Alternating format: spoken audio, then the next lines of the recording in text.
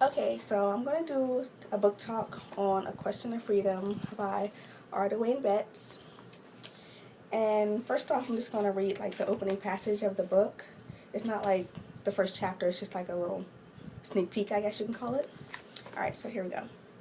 I come from the dusty hands of men who use smoldering ends of blunts to blow gunshots, men who arrange their lives around the mystery of the moon breaking a street corner in half.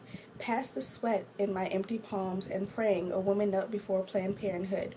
I come from Swans Road, written in children's huge block letters slanted across the playground fence. The orange globe with black stripes in the bishop's left hand, untethered and rolling to the sideline. A crowd open-mouthed waiting to see the end of the sweetest crossover in a Virginia state prison. I come from Friday nights, humid and musty air, junkyard band cranking heavy in a stolen Bonneville, a tilted bottle of wild Irish rose against my lips, and King Hedley's secret written in the lines of my palm. I come from beneath a cloud of white smoke, a lit pipe, and the way glass heats rocks into a piece of heaven. A bullet in my unfired stub rose revolver. Tofu, scrambled eggs with garlic and purple onions, and every day a small muscle in my finger threatened to pull a trigger, slight and curved like my woman's eyelashes.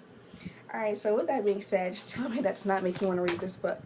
And the reason I like that passage first is because it's so like poetic, and it just like paints like big image in your head, and it's just like, whoa, I want to read that book. Because like when I found out I first had to read this book, like my teacher didn't read the back to us. She went straight to that passage, and the whole class was like, okay, yeah, I want to read this book, because you know most high schoolers, they're like, I don't want to read a book, blah blah blah blah blah.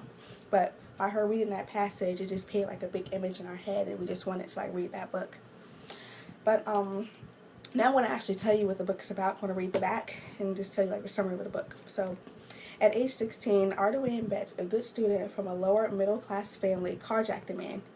He had never held a gun before, but with this first offense, he committed 6 felonies within minutes. A Virginia carjacking is a certifiable crime, meaning that Bates would be treated as an adult under state law.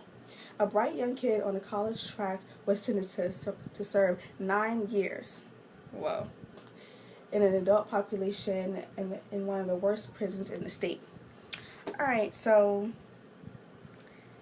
would you want to be 16 years old, like, in an adult prison? Like, that's crazy. But, he did the crime, so I guess he had to do the time. And basically this book is just him talking about his time he spent in prison. And it's like, it's one of the realest books I've read. Like, it really is. Like, it's so detailed. Like, I feel like he didn't hold nothing back. He told you what we wanted to know. Like, he got straight to the point, just kept it real, basically. And that's one of the reasons I like this book. I don't like when people beat around the bush, so I like how he kept it 300, I guess you can say. My opinion of the book is awesome book. Good job, Dwayne. Like, I would read like any of your work now that I read this book from you. This is the first thing I've ever read from you, but I know that you're like a poet and stuff like that. And so, yeah, like, he took this book and like made something out of his life, basically. Like, now he does like so much work. He writes poems or whatever. He goes to speak and stuff, and he likes telling his story. And I like how he took this and he learned from it. He's like not one of these people that just went to prison and got nothing out of it. He like turned his life all the way around.